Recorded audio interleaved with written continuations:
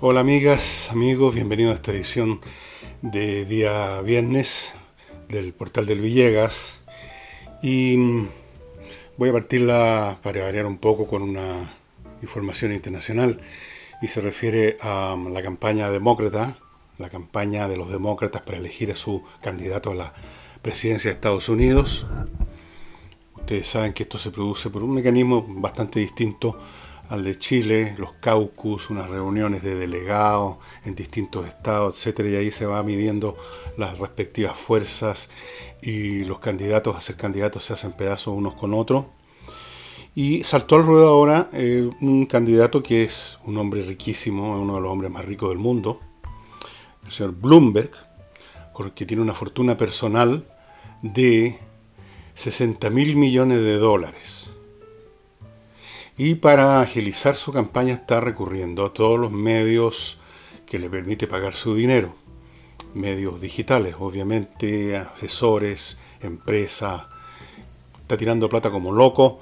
Ha tirado 300 millones de dólares, que es mucho dinero, por supuesto, pero es el medio por ciento de su fortuna personal. Se podría gastar 10 veces más y todavía estaría en el 5% recién.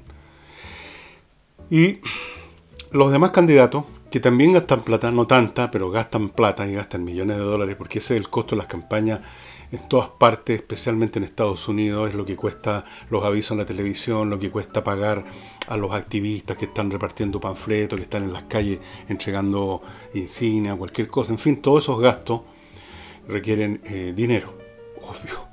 Y todos los candidatos, una de las primeras cosas que hacen es buscar sponsors que les pasen dinero.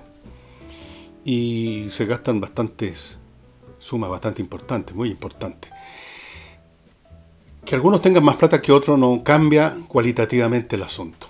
Entonces, en el debate, todos los demás candidatos se saltaron como araña sobre Bloomberg para, de una forma o de otra, reprocharle, y lo mismo hace la prensa demócrata, que es prácticamente toda la prensa norteamericana, acusándolo de estar comprando las elecciones. Bueno, si él está comprando las elecciones, los demás también están comprando las elecciones, porque todos están recurriendo a masivas cantidades de dinero. Solo que hay algunos compradores con más plata que otros, eso es todo, pero eso no cambia la situación básica. La hipocresía y el doble estándar que predomina en los sectores, llamémoslos progresistas de Estados Unidos, los demócratas de Estados Unidos, es extraordinario y tiene que ver con situaciones que ya veremos más adelante e iremos viendo, de hecho, en muchos programas, porque es un tema muy interesante. Porque resulta que los demócratas, en el mismo momento en que están reprochándole a Bloomberg ser tan rico y por lo tanto gastar tanto dinero, ellos mismos están gastando dinero. Y en el mismo momento que hacen eso, están promoviendo posturas, campañas, ideas que ponen bajo una sombra de sospecha el capital, el dinero, las finanzas, los inversionistas, los Bloomberg de este mundo.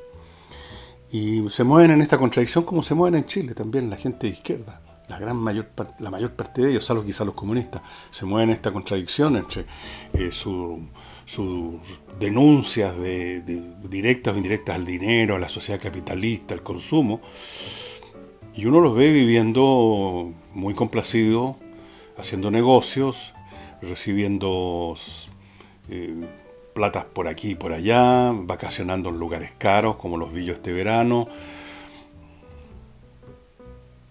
O sea, los he visto todos los veranos. Estuve invitado unos días en un balneario de la costa central, cercano a balnearios muy caros, y ahí pude ver algunos izquierdistas que están en el discurso contra el capital, el dinero, la codicia, el modelo. Pero por Dios que les ha ido bien con el modelo. Así que esto de la Warren, que gritó y vociferó como loca para hacerse notar, todos compitiendo a ver quién gritaba más contra Bloomberg. Yo no tengo nada a favor de Bloomberg, me importa un huevo Bloomberg, desde luego. Esto no lo digo para defender a Bloomberg, simplemente es una manifestación más de la ambigüedad en que se mueve el Partido Demócrata, que tiene candidatos casi socialistas como Sanders, y tiene en su seno ahora a Bloomberg, que es un super magnate, y tiene entre medio a otros que ni son socialistas ni son grandes magnates, y se agitan entre medio, agonizan en medio de estas contradicciones.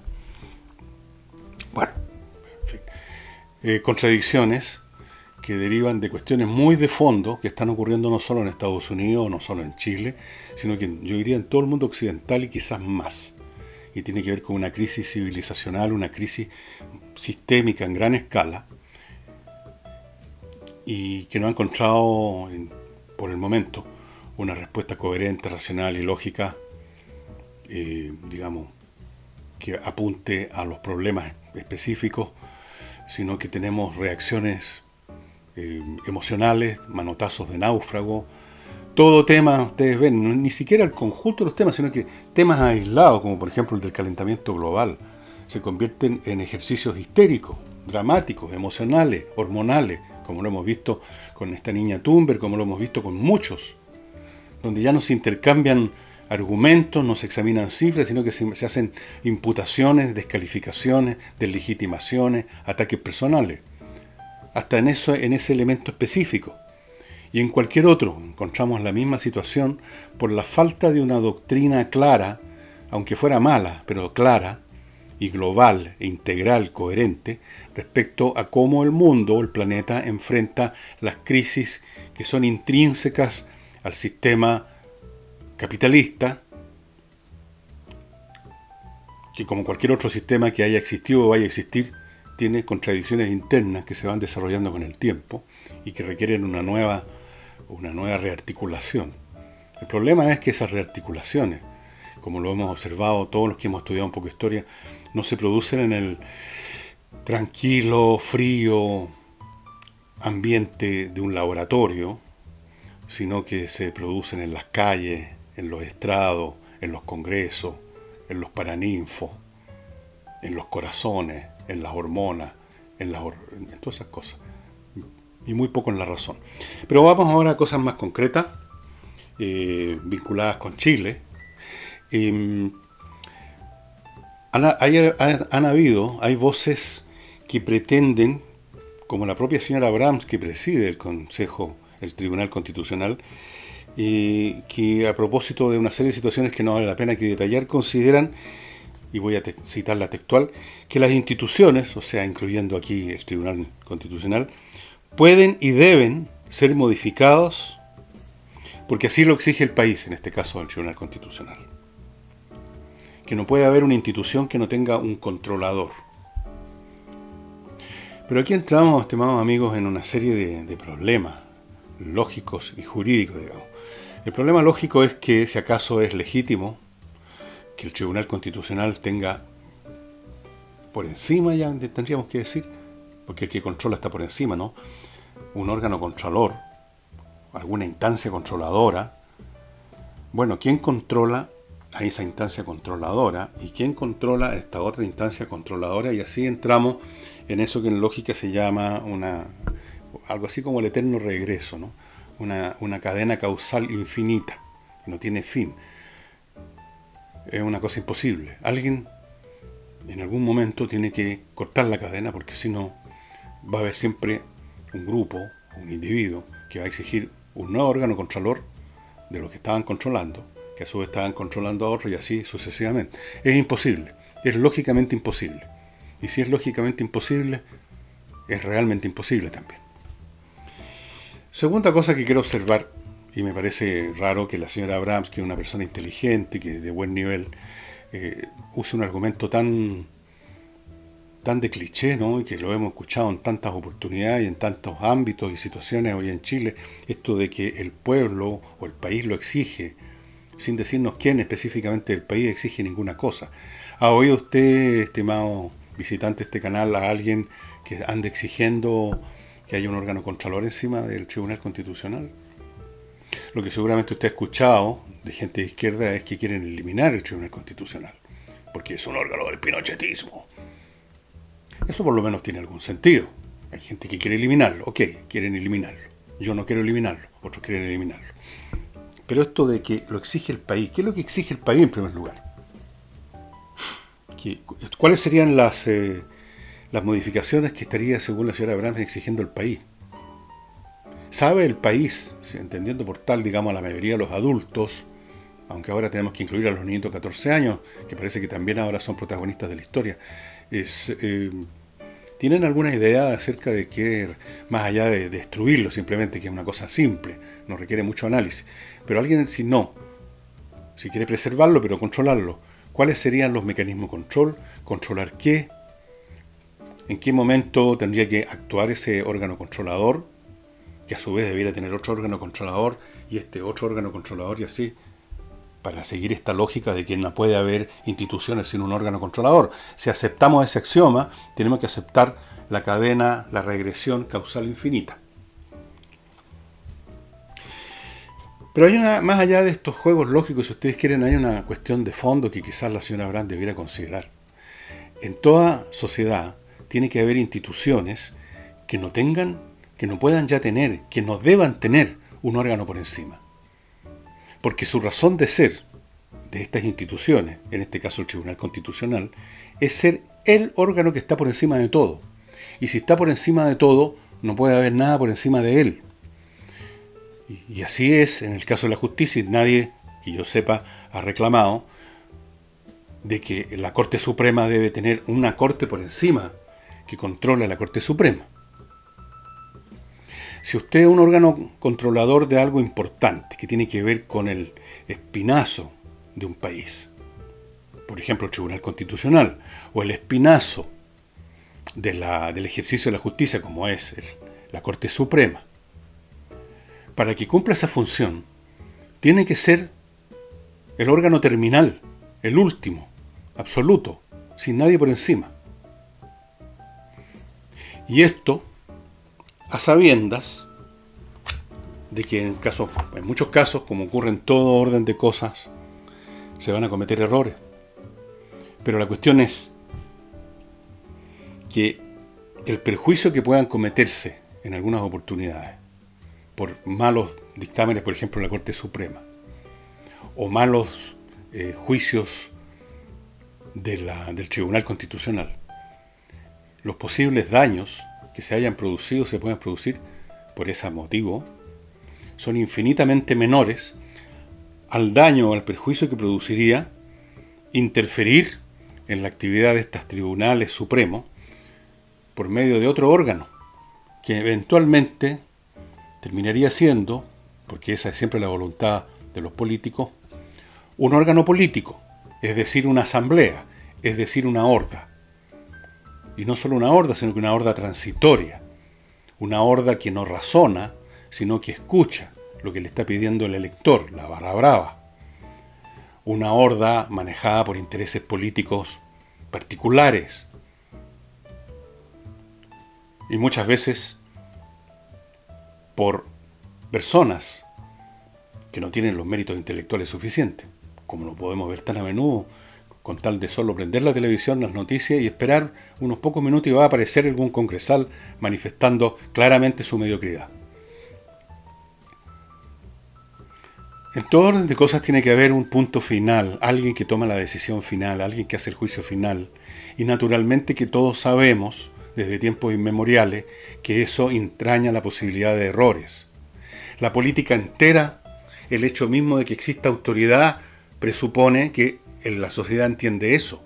El monarca, el presidente, el emperador, el que tiene la última palabra, digamos, obviamente que puede cometer y comete errores, y a veces tremendo. Pero para impedir eso con nuevos órganos controladores, nos ponemos en una posición imposible.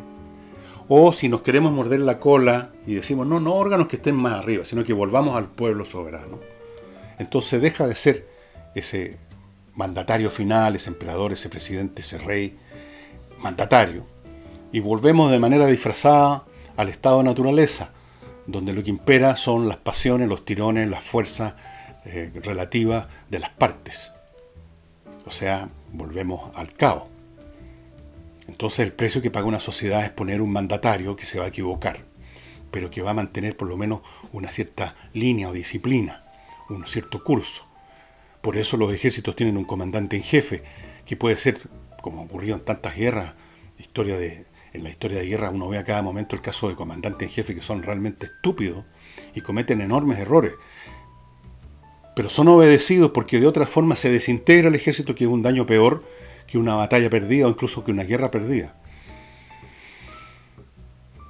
Entonces el Tribunal Constitucional, con todos los defectos que pueda tener, y yo no sé cuáles defectos pueda tener y cuáles han sido sus... porque depende también de las valoraciones que hagan puntos de vista ideológicos particulares, no hay aquí nadie que tenga una verdad absoluta. No sé cuáles sean entonces estos errores que se le podrían imputar al Tribunal Constitucional, y mucho menos los errores posibles o eventuales que podría cometer en el futuro, para lo cual sería necesaria, según la señora Abrams y otros, algún órgano, alguna instancia que controlara a este órgano controlador de la Constitución. Me parece esta manera de juzgar otra muestra más, en un plano, si ustedes quieren, más o menos elevado, jurídico, del imperio, del concepto, de las masas, de los partidos de izquierda, del llamado progresismo, que buscan en todo orden de cosas establecer, falsamente además, porque no lo hacen, como juez supremo, a eso que la señora Abraham llamó lo exige el país.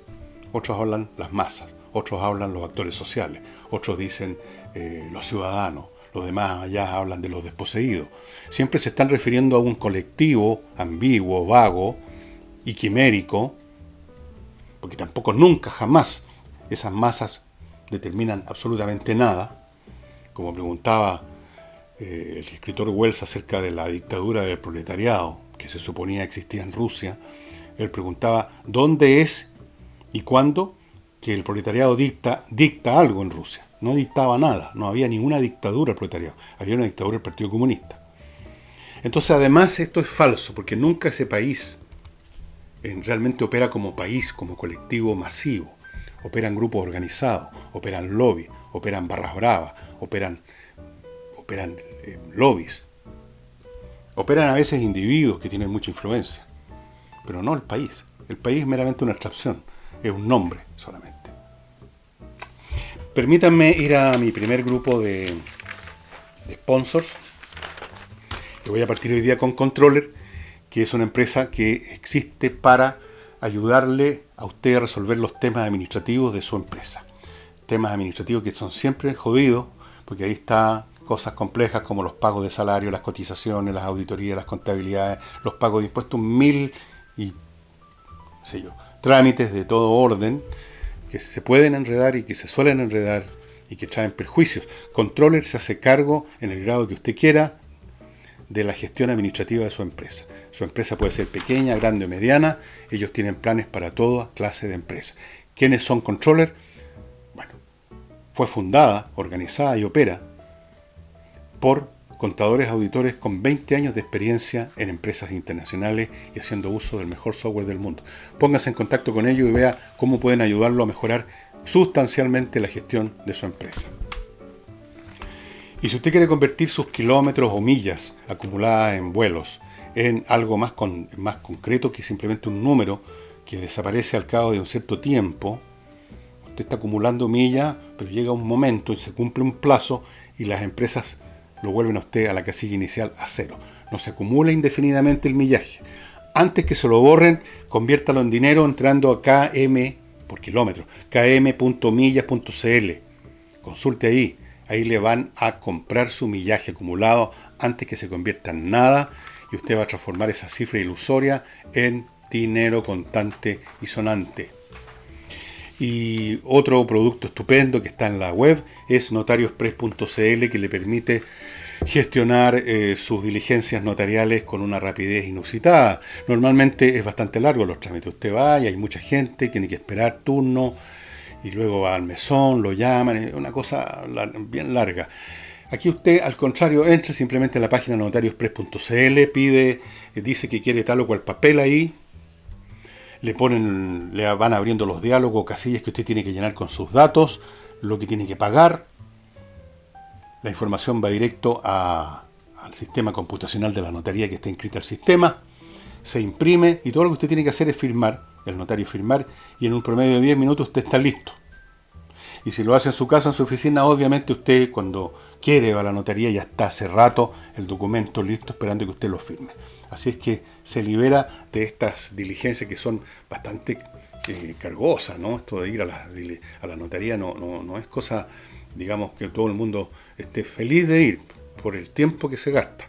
Bueno, volvemos ahora al programa.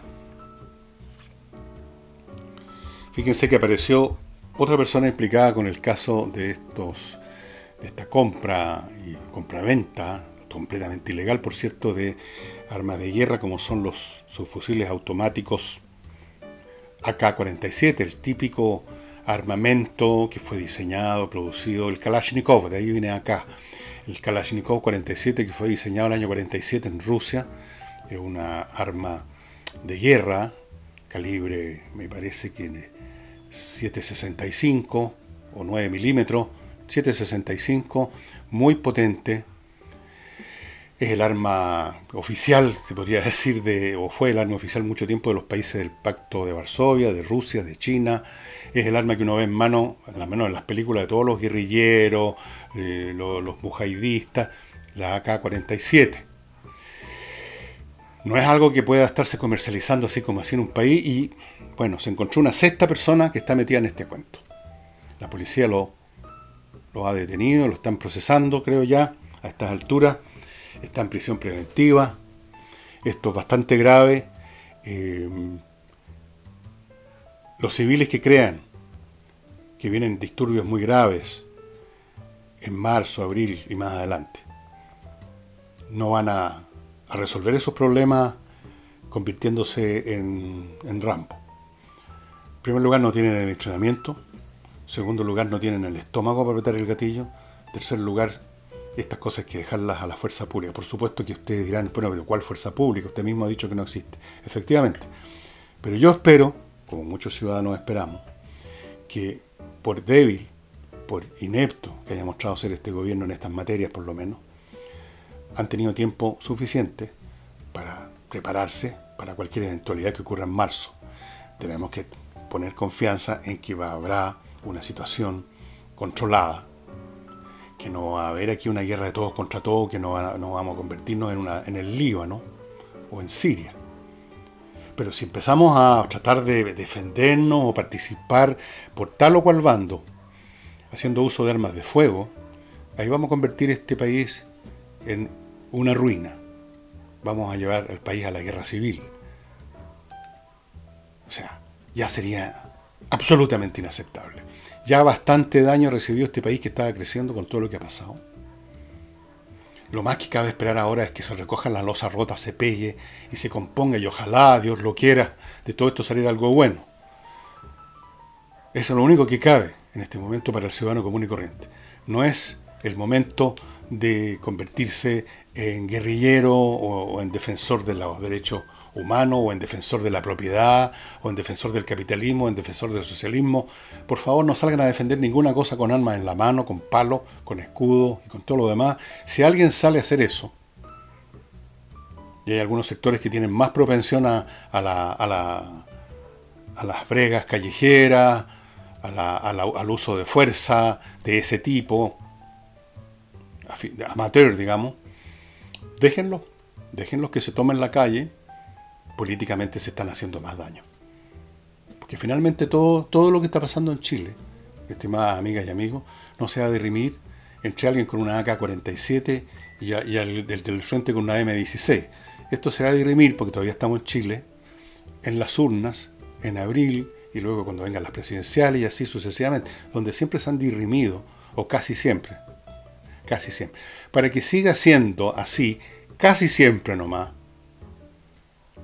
y no vuelva a repetirse la historia, porque eso es lo que va a ocurrir si entramos en una espiral de violencia entre civiles. Va inevitablemente a emerger la fuerza militar. Eso se los puedo dar garantizado. Entonces, para evitar eso, para evitar que tenga que recurrirse a ese extremo medio de control social para que no se derrumbe el país, para evitar que el país se hunda, después de todo lo que ha costado ponerlo más o menos en pie durante 30 años, con distintos regímenes. Para evitar todo eso, no se ponga en esa perspectiva de que hay que armarse para esto, para lo demás allá. Hay algunos que se van a armar igual y que ya están armados, ya sabemos cuáles son, ya sabemos quiénes son, y me imagino que el gobierno y los grupos de inteligencia de las fuerzas correspondientes lo saben, los tienen identificados y los tienen bien traqueados. No se sume usted a esos grupos, por favor. Y esto especialmente se lo digo a personas comunes y corrientes que están corriendo, ahora me dicen algunas personas, están corriendo a las armerías a comprarse armas, como si con eso fueran a cambiar el proceso político que está viviendo el país. No, no lo van a cambiar. Lo van a hacer más peligroso solamente. Dicho eso, estimados amigos, que me parece lo más importante que podría decirles hoy día, pasemos a un tema curioso, muy curioso, que es... ¿Quién lo hubiera dicho, no? Fíjense, públicamente, la hija de Spielberg, este director de cine norteamericano que le gusta tanto hacer películas sobre extraterrestres, creo que fue el que hizo ET, ¿no? Ha hecho un montón de películas y series también, ha estado metido. Le gusta, le interesa, parece que es una persona que está convencido, como yo, dicho sea de paso, de que el fenómeno extraterrestre es totalmente real. Bueno, una persona así, que está en ese ambiente, que está en esa onda, y que pertenece además a una comunidad, no sé si llamarla étnica, religiosa, cultural, como la comunidad judía norteamericana, que es muy conservadora en muchos aspectos éticos, morales, muy prolija, muy ordenada, llamémoslo así, como suele ser ese grupo cultural en todas partes del mundo por lo demás. Le salió una hija que está declarando que quiere ser declarada públicamente como trabajadora sexual y quiere hacer películas porno. Ella, no es que ella quiera dirigir películas porno, producir películas porno, filmar películas porno. Quiere ser protagonista de películas porno, quiere usar su cuerpo como se le da la gana. Dice que su sexualidad le sale por todos los poros, así que quiere filmar esas películas que usted ve de vez en cuando. No seamos hipócritas. Todos hemos visto de vez en cuando, y a veces más que de vez en cuando, películas de ese tipo. Imagínense el pastelito con que se enfrentó Spielberg y señora, la hija diciéndole, ¿sabe papi, mami? Voy a hacer películas cochinas. Y yo voy a ser una de las protagonistas. Para caerse muerto, ¿no? O soy muy conservador y atrasado, y para dar una muestra de progresismo yo debería decir, bueno, ¿qué importa? Está bien, cada cual construye la carrera que quiere, hace lo que quiere. Puede ser, o sea, de hecho, yo creo que cada cual haga lo que quiera. Como decía un amigo mío, y aquí ciérrense los oídos la señorita, en relación a cualquier conducta sexual, heterosexual, homosexual o de cualquiera de las 20 variedades más que han inventado, que se han desarrollado últimamente, él tenía una actitud, yo lo tengo más o menos la misma, ¿no? De que cada quien tiene derecho a administrar su culo como se le dé la gana. Yo creo lo mismo, cada cual hará lo que se le dé la gana. Lo que a mí no me gusta cuando se convierte en esto en credo, en movimiento, en agitar banderas. Pero en todo caso igual debe ser difícil aceptar que, a pesar de que la hija tiene derecho a administrar su cuerpo como quiera, que le anuncie a todo el mundo que quiere ser trabajador, que quiere trabajar en películas porno. Bueno, así está el mundo ahora. Esto es una gota, un átomo en medio de una totalidad de cambios de todo orden, porque esto forma parte de un proceso cultural en gran escala, como les digo. Esto no es o sea, esto no habría sucedido hace 40 años atrás. Esta misma niña, con este mismo padre, con estas mismas ganas de hacer películas porno, no habría salido a vociferarlo en los medios de comunicación. Se lo habría hecho para callado. O sea, vivimos un mundo completamente distinto. Y en este mundo, eso sí, hay una cosa que no cambia nunca, y es que tarde o temprano uno cae o puede caer en un juicio. Como mínimo en un juicio civil, no porque usted haya matado a alguien o cosas por el estilo, pero en un juicio civil, por ejemplo, por herencias, donde todo el mundo se disputa hasta la zapatilla levantarse el finado, o en temas de tuición de niños, los divorcios, quién se hace cargo de quién, cuánto pago, cuánto es la pensión alimenticia, todas esas cosas, y muchas más. Y ese es el momento de recurrir a Salinas y Ojeda, estimados amigos y amigas, porque esta gente, este buffet, cuya dirección internet es exactamente esa, salinasyojeda.cl, se especializa hace tiempo, mucho tiempo, en esos casos civiles y por lo tanto le va muy bien. Tiene una alta tasa de éxitos legales y como les he dicho varias veces, me han llegado historias completas de personas que recurrieron a Salinas y Ojeda y me han contado cómo les fue de bien con un proceso que otros abogados no habían podido resolver. No les voy a leer esas historias en detalle porque serían muy largas. Y otra situación que es inevitable en la vida, cambie lo que cambie de la civilización, es que uno se enferma de repente. Y ahí vienen los problemas, los gastos médicos, las hospitalizaciones, las operaciones, el desfile de especialistas. Costos, costos y costos. Entonces es bueno tener un seguro de salud, entre otras cosas, y Booker le ofrece el mejor seguro de salud porque es especialista en seguros de salud, es decir, en los costos de salud que usted pueda tener que incurrir debido a un problema. Esta es una empresa que no nació ayer, tiene 31 años de experiencia, opera con grandes instituciones privadas y públicas del Estado, ofrece una atención personal muy eficaz y, ¿qué les digo yo? Y ofrece, por ejemplo, la póliza de salud Plan PYME. Una pyme con 8 empleados o más puede recurrir a este producto que cubre los gastos médicos del trabajador y su grupo familiar. Por ejemplo, consultas médicas, exámenes, medicamentos, hospitalizaciones, maternidad, óptica. Entre a la página bookerseguros.cl, estimados amigos, y véate, averiguar no cuesta nada, puede mejorar enormemente la eficiencia, el clima laboral, etcétera, de su empresa pequeña o mediana, si usted recurre a este. Y recuerden que está abierta la postulación para clases de ajedrez online, en directo, como si fuera una sala de clases, para niños entre 6 y 17 años separados entre grupos de edad.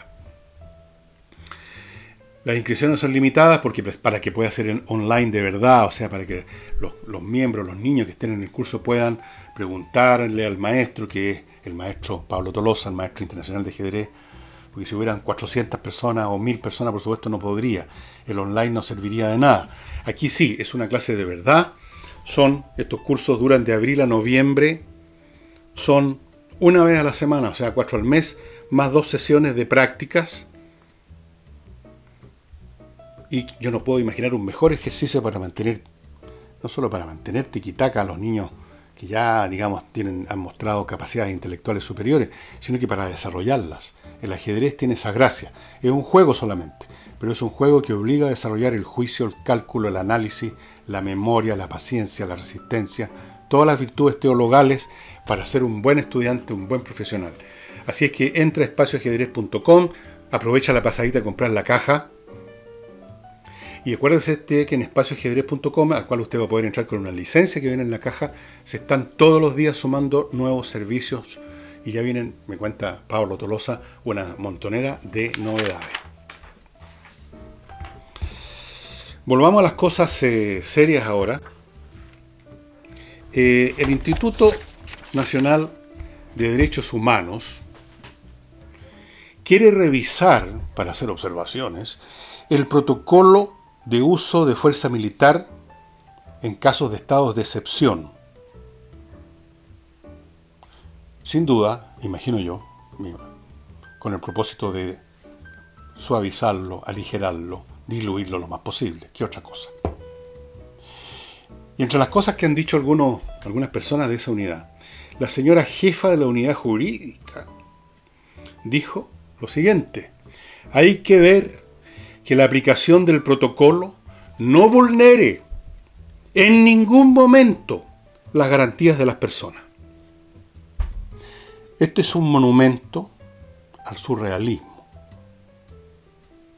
Porque como les dije hace un par de sesiones, hoy en día cualquier lesión física que resulta inevitablemente de un enfrentamiento físico ya no es simplemente eso, una lesión, una herida o incluso una muerte. Es otra cosa, es algo superior, es algo que está en un plano más metafísico. Es una violación a los derechos humanos. O sea, si a usted le pegan un puñete y le dejan un ojo en tinta, No le pegaron un puñete y le dejaron un ojo en tinta simplemente, sino que violaron sus derechos humanos. Ahora, yo pregunto a esta señora o señorita, si una horda de energúmenos armados con fuerza letal están atacando una estación que suministra energía eléctrica a una ciudad de Chile y están usando todos los recursos de fuerza, incluyendo fuerza letal, y la fuerza militar que se encuentra ahí naturalmente los repela, haciendo uso de fuerza también, no queda otra. Y en el caso de este acto para repeler, pongamos que uno de los atacantes muere. ¿Pueden ustedes imaginar el grado de violación al derecho humano a esa persona, que es quitarle la vida? Pero ¿cómo podría ser de otro modo en una situación como esa? Le pregunto yo. ¿Cómo puede repelerse una agresión física de maneras tales que no se violen en ningún momento las garantías de las personas? La primera garantía, yo creo, de las personas es su vida, ¿no? ¿Cómo usted detiene a alguien que está atacando, que lo está atacando a usted, por ejemplo, con un palo? ¿Cómo se defiende usted de esa persona que lo está atacando con un palo, pero sin violar en ningún momento las garantías de esa otra persona que lo está atacando? Porque si usted le responde con otro palo, usted está automáticamente entrando al territorio de la violación de los derechos humanos. En otras palabras, para que no hubiera, como piden, en ningún momento una violación de los derechos o de las garantías de las personas, esa fuerza militar que viera que viera una masa que se le viene encima a destruir una instalación estratégica, por ejemplo, lo único que podría hacer es cruzarse de brazos, pues, y rezar para que no les vayan a pegar a ellos. Porque cualquier cosa que hagan, inevitablemente va a ser un atropello de los derechos humanos, puesto que se está pidiendo que en ningún momento las garantías de estas personas deben ser violadas. Esto es absurdo. Esto es decir, simplemente, las fuerzas públicas de un Estado, o sea, la policía y las Fuerzas Armadas, no tienen derecho a existir, porque su acción o va a ser letal o va a ser física, infligiendo heridas o lesiones, y en cualquiera de esos casos se está violando las garantías de las personas, se están violando los derechos humanos, y eso es un crimen intolerable, inconcebible, impresentable. Lo que hagan los otros, de eso ni siquiera se habla. Yo no he escuchado a ninguna especialista, ninguno de los funcionarios, si podemos llamarlo así, del Instituto Nacional de Derechos Humanos que haya hecho la menor observación sobre la violación de los derechos de aquellos que han perdido sus negocios porque se los destruyeron. De eso no hay ni una palabra. Ahí nadie dice que en ningún momento los manifestantes pacíficos, por supuesto, pueden entrar a quemarle, a destruirle su negocio a nadie. Esto es otra forma de tratar de desarmar al país, pues. Es decir, la policía no puede actuar. Carabineros les cortaron las manos y se le está advirtiendo a la fuerza militar que, ojo, porque nosotros en Derecho Humano consideramos que ustedes no pueden hacer nada que atente, no importa lo que esté ocurriendo, ustedes no pueden hacer nada en ningún momento que hiera, que lesione las garantías de las personas. Y como las garantías de las personas equivalen a los derechos humanos, y los derechos humanos son invocados a la menor lesión, significa ustedes, Fuerzas Armadas, no pueden hacer nada. Ustedes no son Fuerzas Armadas. Ustedes no son fuerzas ni están armados. Ustedes no son nada. Eso es. Y a propósito de eso, este es un tema muy grande, lo voy a tratar muy a la rápida en este momento porque el programa está llegando al límite de su tiempo, pero yo espero tocarlo, irlo tocando ya sea en distintos programas o en un programa o dos en forma más exhaustiva. Antes sí les quiero recordar, estimados amigos, el mejor detergente para la ropa, Lavoclub, que es biodegradable, que es hipoalergénico, o sea, no hace daño, no molesta a la piel ni de los que tienen el cutis más sensible, como vuestro servidor. Viene en un tanque de 10 litros que le dura una eternidad. Ese tanque no va a dar nunca al medio ambiente porque lo va reciclando la empresa, Lavoclub lo va llenando para otros consumidores. Le sacan el plástico que hay en su casa, si usted quiere, le retiran las botellas, los envases, siempre que estén limpios. Todo ecológico, excelente lavado, Lavo Club, y van a su casa. Piensa usted, se olvida de ahora en adelante el tema del lavado de ropa. A su casa le llevan el tanque con los 10 litros. Y no olvide, si quiere vender, y estos son tiempos difíciles que requieren vendedores muy buenos, si quiere vender su propiedad, Hey, Ángel Hey. Este gallo sí que sabe vender, sería capaz de venderle hielo a los esquimales, les juro, o de venderle arena a la gente que vive en Saudi Arabia. Hey sabe vender las propiedades mucho más rápido que otros corredores, sabe encontrar arrendatarios para sus propiedades, sabe administrar propiedades si usted quiere dejar eso en manos de Hey, y de vez en cuando presenta estos filetitos, como esta casa en Rapel, en el sector Matancilla, con 280 metros cuadrados en la construcción, más 7.300 metros cuadrados de terreno, 130 metros de orilla directa, inmediata al lago Rapel. Todo esto por 15.000 UF, nada. Y lo que quiero decirles es, porque lo he mencionado en este programa y lo he mencionado en otro a la pasada, de que vivimos una crisis civilizacional como por las cuales ha pasado la humanidad en distintos momentos, cuando un cierto sistema de cosas, un cierto sistema social, económico, político, cultural, empieza a mostrar sus externalidades, digámoslo así, empiezan a haber crujideras, empiezan a haber problemas, y entonces vienen tiempos muy jodidos, mientras la humanidad o la nación o la civilización específica encuentra una salida que muchas veces no encuentra, y simplemente lo que ocurre es un estropicio general y se tiene que partir a veces casi de cero. Eso es lo que está pasando con nuestra sociedad, con nuestro modelo, que siendo eficiente y produciendo más riqueza que cualquiera otra que jamás haya existido en la historia humana, tiene, por supuesto, problemas internos como todo sistema, tiene contradicciones internas que se van manifestando con el tiempo, van madurando, se maduran las contradicciones y esto genera fricciones, genera un montón de cosas. Entonces, al principio no hay una mirada clara, coordinada, convincente de qué hacer, sino que hay un baturrillo de visiones distintas, fragmentarias, contradictorias. Y por eso que yo podría decir de que aquí cabe hacer un paralelo con una famosa frase que usan los comunistas. Los comunistas dicen que el extremismo, como el de tantos jóvenes que andan en las calles ahora en nuestro país, es la enfermedad infantil del comunismo. O sea, gente que ha tratado el asunto infantilmente, creen que el comunismo se puede construir de la noche a la mañana, creen que se puede construir con una pistola de agua en la mano, etc.